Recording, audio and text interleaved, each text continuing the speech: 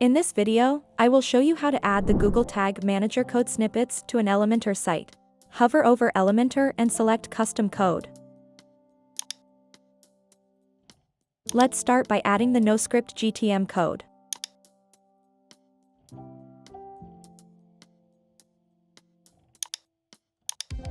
Select the body start as the location. Paste the code.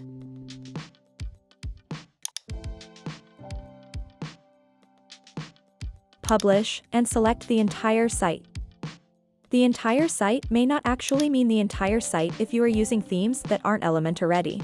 So it's better to check those pages on the front end and see if there's any instance of the code added.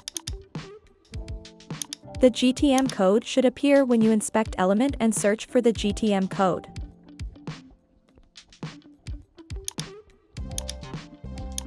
Now, let's add the GTM script code.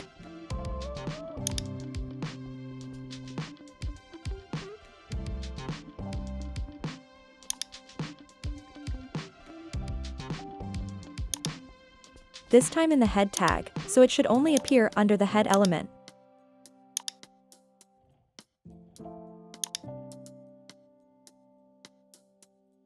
Thank you for watching.